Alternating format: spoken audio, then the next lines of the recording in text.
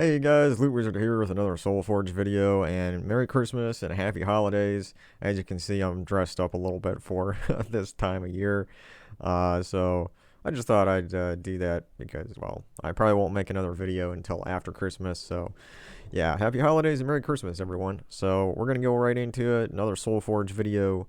Um, we're going to go check out Soulforge first, and then there's a new event, and there's a reset to the campaign, so I'll probably go over and look at that to check out what the Mythic Troupe looks like for that. So let's get right into it. I'll check out the weapons first, as usual, and we have a Doomed weapon here right away at the top. Doomed Potions. I don't recommend these kinds of Doomed weapons because giving life to all allies, there's other troops in the game that you can get that are going to do that sort of thing, and they're just better overall, in my opinion. 900 diamonds is a very steep cost for this kind of weapon, so I would say skip that. Nightfall Blade, this may actually be a weapon that's a part of the event that's going on this week, so we'll go check that out. But just to give my opinion here real quick, it says it deals damage to the last enemy, and if they are poisoned, it inflicts 4 stacks of bleed. Nothing really amazing with that weapon, so I would pass on crafting it in here. You have down here at the bottom, you have Dark Shot, which is kind of an odd weapon. It creates 5 purple gems boosted by webbed enemies. So, like, if you're using a troop like the Arachnian Weaver that webs all enemies, then this weapon might be useful. But other than situations like that, this weapon is not going to do a lot of, damage or create a lot of mana for your troops. So I would pass on that. We have the Doomed Ram, which is another Doomed weapon. Now, this one is a little better, I think, than the other one that gives life to all enemies or allies, but it's still not as great as the Doomed weapons that do spell damage to all enemies and then do convert a particular color of gem to a Doom Skull. Like, those are the best Doomed weapons, so I would pass on this too because 900 diamonds is a pretty high cost for that. Now, one weapon here that's okay is the Book of Brambles. This is one of those weapons that generates mana for specific allied troops. So if you have a full team of elf allies, that's where this weapon is going to be the best. And the reason why I say this weapon is okay is because there are some really good elf allies, such as Yao, and that's a really great legendary troop, and it's an elf. And there's some other good ones too that this could go with. And you do have a couple of classes that are considered elf. Definitely at least one. I think there are 2 of them. I think Orb Weaver class is an elf, and then also the Monk class is considered an elf. So that's what I think about the weapons. Let's go over here to the troops, and I'm going to blast through these summoning stones. Lately, there hasn't been like a whole lot of great troops in here. Well, it looks like Moira Cragheart's here, and this is a really good troop. So if you don't have this one yet, it might be worth trying to pick it up because this is a pretty powerful troop. It does do a little spell damage to an enemy. And then it says if they're a boss, it deals 3 to 5 times damage. That's only going to apply in situations like the daily dungeons or if you're doing raid boss events. So that's not really, that relevant most of the time. But the real kicker right here at the bottom is it will convert green gems to Doom Skulls. So that is really, really good. There's a few troops that do that sort of thing, that convert a color of gem to a Doom Skull. Doom Skulls are going to do more damage than regular skulls. So this troop is really great for that. And it's a low mana cost. It only has 12. Now, it does have some really good traits as well. It deals double damage with skulls against giants. It's immune to stun, poison, disease, deathmark, and devour. Those are all really great things. So I would consider picking that one up if you have enough blue summoning stones to take a gamble on it. Let's check out what's in green. We got Sea Troll, which is another great mana generating troop here. This troop combined with, what's the other one called? There's another troll that I use quite often with the Gob Truffle and Queen Beatrix troops, which has blue and brown mana. I forget what the name of it is. But this one creates blue on the board, and the other one creates green. So if you use these 2 together, then it's a really great combination. So that's a good troop to try to get if you don't have it yet. Now, let's look at red. Nothing there. Yellow. Nothing really amazing there. Let's go purple. I mean, you do. Okay, so Sunbird is a good troop. It's not like amazing all the way through the game, but there are parts and ways that you can use Sunbird. So if you don't have enough copies of that to send it up, maybe you want to do that. Wisp is okay in some teams, but not really something that you should be concerned like that you gotta have. And for, let's see, brown, yeah, I'm gonna say pass on anything in brown. So that's pretty much it there for the summoning stones. Moving on to the legendary troops and mythics here. It looks like we got a few good things. So I'm going to go over the legendary troops here really quick. Looks like we have Kristen Axe, King Highforge, Wrath, and Dullahan. So right off the bat here, I'm going to say that... Oh, I think I'm going to say Wrath is the best legendary here, and Kristen Axe is going to be second. King Highforge third, and Dullahan is going to be last and fourth. Dullahan's a really strange legendary troop, and I never really use him because his ability is really strange, and I'll touch on that in a second. So with Wrath, the reason why I'm going with Wrath first is just because it's one of these great legendary troops that transforms a color of gem to skulls, but it also has some other things going for it. So it transforms one color to brown, and then it transforms yellow skulls. Yellow gems to skulls. Now, one thing that's amazing about that is that we do have a class in the game. It's called a Stormcaller, and if you fully trait that, you're going to be able to create a light storm every single turn, which will generate a lot of yellow on the board. So you can do a lot of damage with this troop, with Wrath, with that combination. Then it will enrage all allies and it burns all enemies. And the other great thing about it, too, is that it will explode 2 random gems when it deals skull damage, and that explosion will help get more mana to it, even just generally. But if you have that light storm going, it's going to be even more amazing. And then on top of all that, it does reflect 25% of skull damage. So when an enemy troop hits it with skull damage, it will reflect 25% of that back to the enemy. So this is a really good troop, and that's why I'm putting it as number 1 for legendaries. Number 2 is Kristen Axe. Now, Kristen Axe, I still use him from time to time. It works great in a full dragon team, but it can work also really good outside of that. So Kristen Axe removes all gems of a chosen color. It deals damage to all enemies, boosted by gems removed. It's a 2-to-1 ratio, so half of the gems that you remove, so let's say there's 10 gems that you're removing from the board, it'll add 5, because it's half of what the gems are. It'll add 5 to the damage to all enemies. And then it also has a summon. It'll summon a Silver Drakon. So that's really good. But the traits, you know, a lot of times in these troops, the traits really aren't that great. This one has some pretty good traits. It's one of the few troops in the game that's actually immune to Entangle, which is a real big bonus, because if you put this troop up at the top of your team, it means it's never going to get entangled, unless, of course, it gets cursed first. But that's a really great thing, because there's a lot of things in the game where you can get entangled, especially like with some of the classes that have the root trap talent, which entangles the first enemy right at the beginning of the battle, and then you're kind of your skull damage is useless at that point until you can get cleansed. So the other great thing is that it does reduce damage from skulls by 50%. So not only is it immune to entangle, it reduces that damage, and then finally it gains enchant when matching purple gems. So an enchant's going to give you 2 mana every single turn to your troop until it gets full.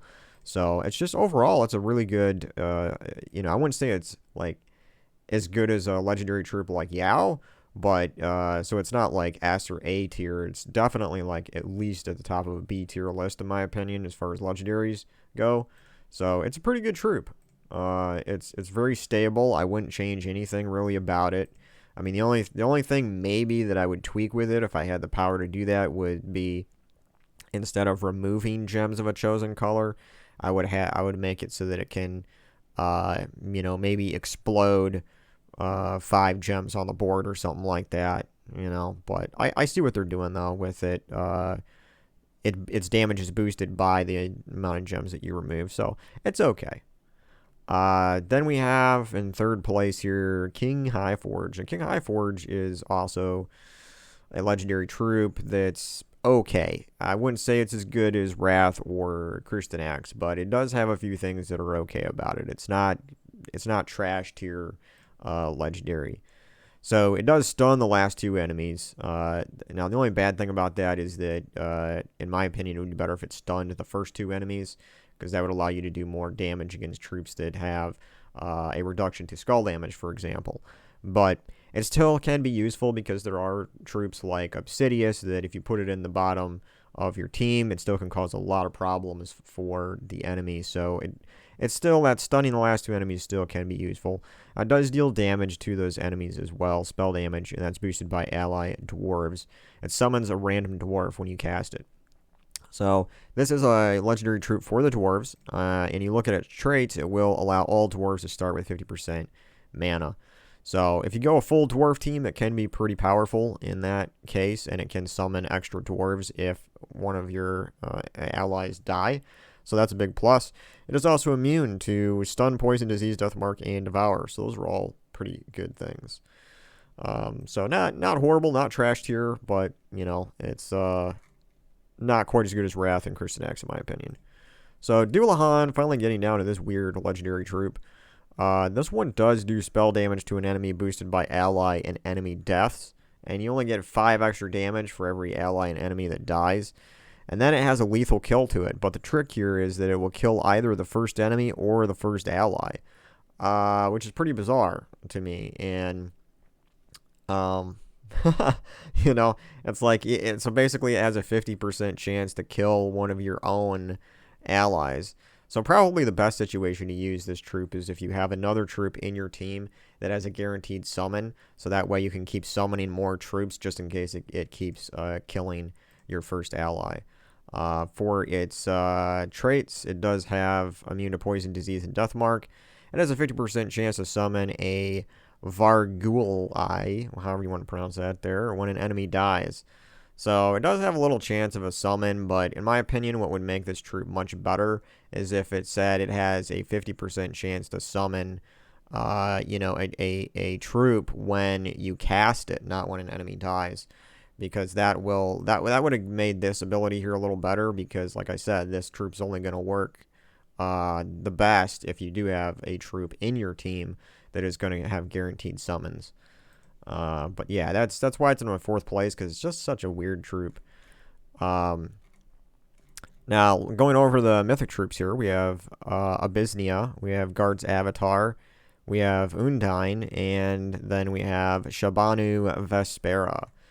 So out of all of these here, it's kind of, we got a few bad mythics here and some that are just kind of okay. So I'm going to say that Shahbanu Vespera is going to take number 1 place here, even though it doesn't really have any way to damage the enemy itself. It just gives some magic to a random skill on an ally. It creates 9 gems of their mana color, then repeat 2 more times for random allies. Now, this troop can be an absolutely just game changer once it gets going. But the trick with this is that since it's going to create so many gems, it's going to repeat as 2 more times for random allies. So what works best is if you have like an all purple team or an all blue team, and you don't have a lot of other colors with it. You want to have, this is the most diverse color pretty much you want to have in your team is this troop, and then have like solid blue or solid yellow or solid purple allies, and that way you're going to generate just so much mana, and it'll keep cycling. You'll be able to loop a team with that. The only thing that can really stop that looping is if you get frozen. But if you include some, troop that can cleanse, that won't be too big of an issue.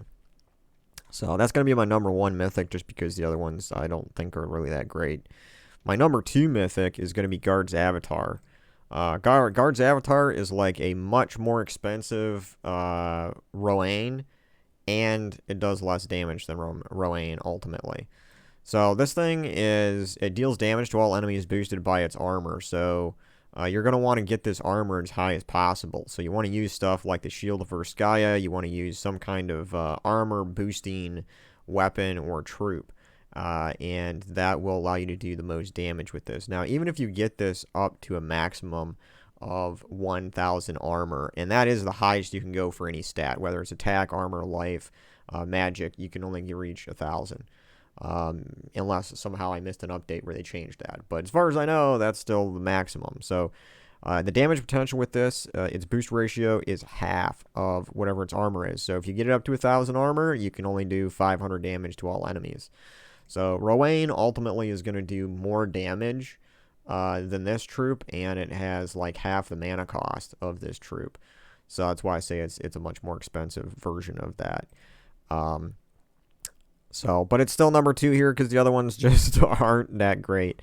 I'm going to have to say for number 3, Undyne is coming in there because at least it does do damage. It deals 32 damage to an enemy and the next enemy below, boosted by Merfolk and submerged allies, and then it submerges all blue allies, and then it silences blue enemies. It will submerge itself at the start of every turn if you have it fully traded. So this troupe here, it's, it only works really that great when you do have Merfolk allies in your team. And if you have all blue allies, and then also if you're fighting a team that's using blue, that's where this troupe's going to be probably the best. But it's still not great compared to a lot of other mythics, and that's why I'm putting it at number 3. Now, coming in at number 4 this week is Obisnia, because it is it's not that good. Okay, it generates mana, explodes all gems of a chosen color, then it summons an Infernal King. So the summon is okay, but exploding all gems of a chosen color, even though that sounds like a great ability, it's a 22 mana cost. And you can do exactly the same thing with Ragnagord for like 7 mana cost, because I think it's a total of 14 mana for Ragnagord, but if you trade it, it starts with 50% mana. So you basically have like 7 mana that you need to get powered up with it, and then it will explode all gems of a chosen color. So there you go. For legendaries, Wrath is number 1 this week, and for mythics, Shahbanu Vespera is number 1. So that's my opinion there on the mythic troops. I think I took a lot longer this time explaining what's going on with those troops, but maybe that'll help some of you guys out that don't know like why I rank some troops higher and lower. I don't know. So hopefully you guys got something out of that. So now we're going to check out the new weekly troupe. It's called Night Spider. For 300 glory, you can get 1 of this troupe and 1 arcane venom trait stone, along with these other goodies here. So yeah, if you need to power up troops with the arcane venom trait stone, now's the time to get a bunch of those.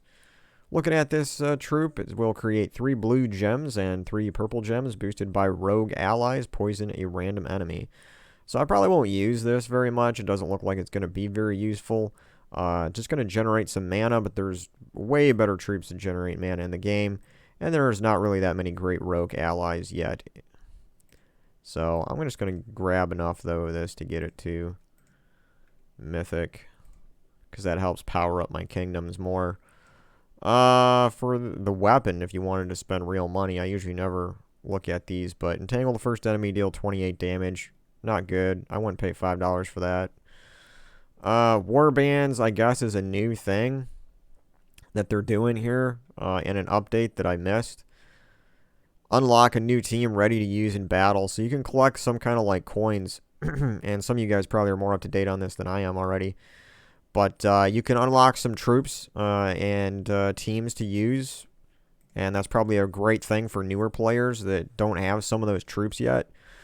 I have 35 coins here at the top, as you can see, and I don't know all of yet how to even get some of those coins. So I kind of missed the patch notes on that, unfortunately, but there's something new going on there. So let's check out the campaign Mythic here really quick. And I don't think I'm going to have time to do all of this again. I'm probably going to skip this campaign stuff once again, but I just want to see what the mythic troupe here does that they got in here. So this mythic troupe is called Quetzalma, I think. That's a Suncrest Divine Strix troupe, 26 mana cost.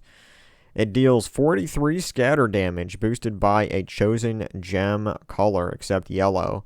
Then create 10 yellow gems and remove all gems of the chosen color. Okay.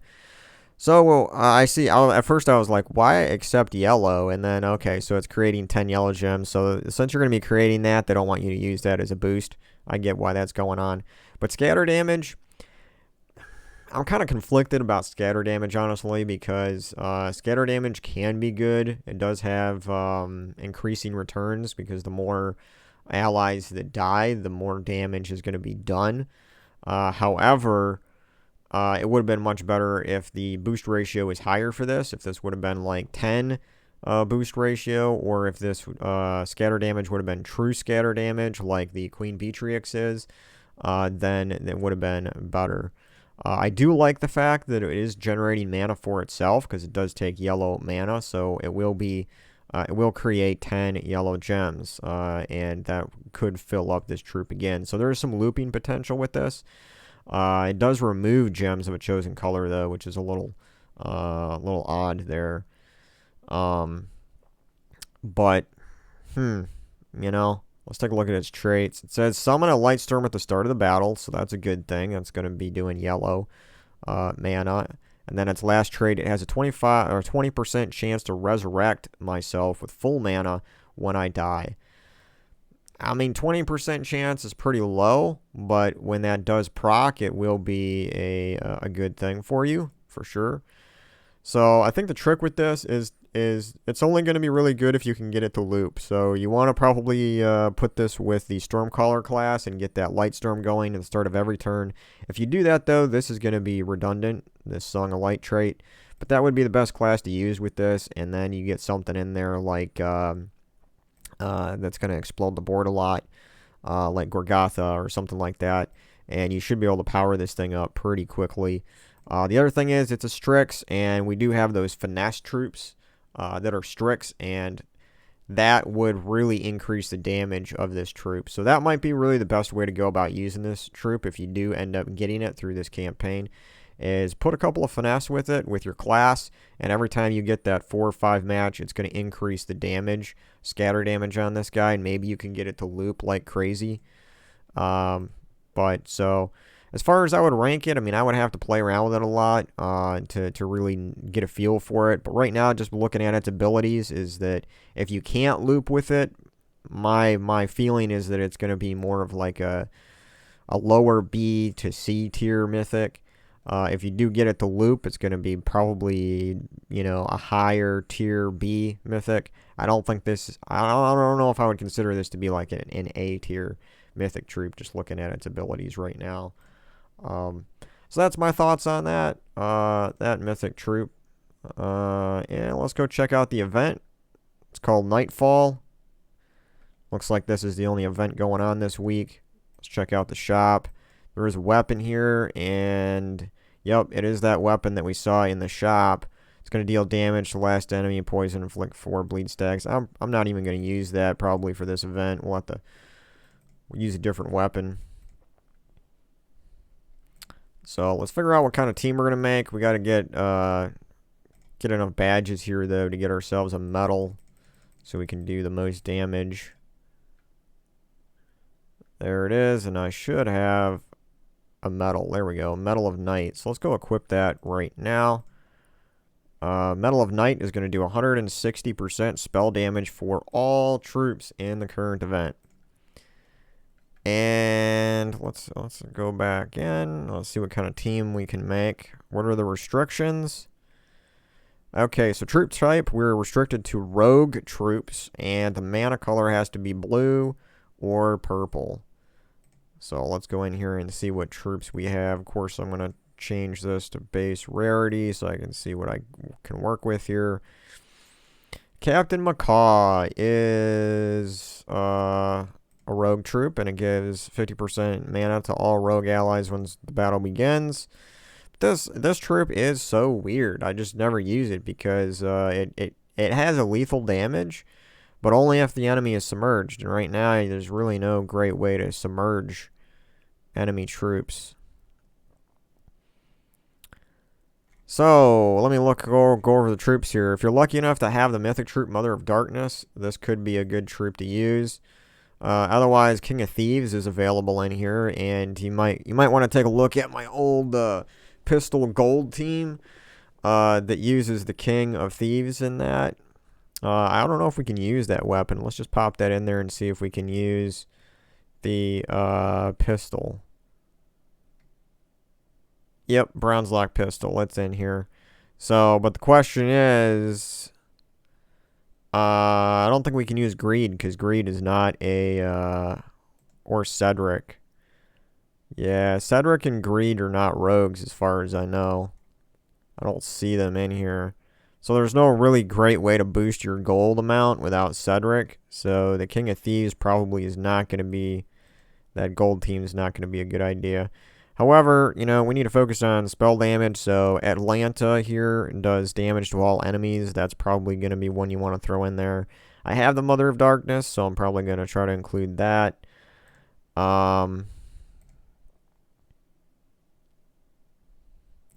Shadow Hunter does some pretty decent damage. Tiri is a great mana generator if we don't want to use a weapon that's generating mana, which we might not. Trickster could be a good mana generator as well. But it looks like, yeah, there's not really a whole lot of troops here to choose from. This is an empowered troop. We might want to use this to convert blue gems red, inflict bleed. Yeah, so I don't know. We don't really have that much to choose from. That's unfortunate. So anyway, let's see what weapons. Of course, our weapons are probably going to be our best assets here, just because we have a lot to choose from. As far as doomed weapons, you can use a Doom Blade, a Doomed Scythe, and if you have Dawnbringer, you could use that. Fiend Fire is in here. That's great. Reflection of Good is a good mana generator. Orb of Winter is fantastic. Of course, we got Arboreal Crystal here. It's a good mana generator. Anu Scepter, good mana generator. Black Manacles is good too for doing damage to all enemies. Yeah, Fire and Ice is pretty good there too. So we got a lot of decent things here. So we got this for damage to all enemies. We got this as true damage. It's going to also inflict bleed. It'll create purple gems. So what do I want to do here? We could go Fiend Fire, Dawnbringer, all of these different things. I might just use Black Manacles. Because it uses purple. Might just do something like that. And then for banner, we're going to go double purple, brown maybe. Something like that. For class, it doesn't really matter, honestly. I mean, in some sense, it probably does, but in another sense, it doesn't. I'm just probably going to choose Titan class because, you know, you can get that barrier. Actually, you know, I probably shouldn't. Let's just do Tide Caller because I'm trying to level up some of these other classes. And early on like this, it doesn't really matter what class you use because your stats are going to be so much more powerful than the enemy at this point. And with all those potions, you should be able to get powered up really quick and just cast away. That's why I think it's probably best to choose a weapon right away from the beginning that's going to do damage to all enemies.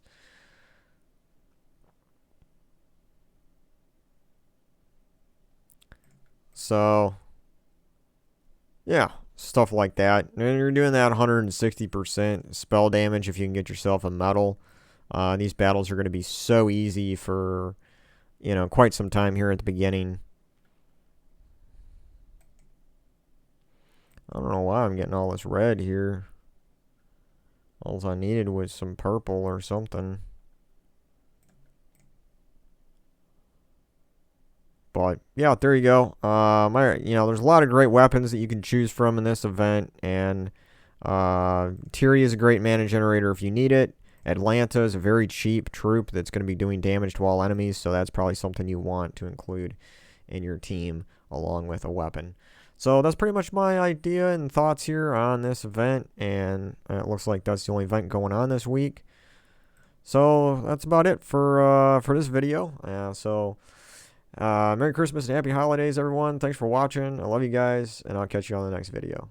Later.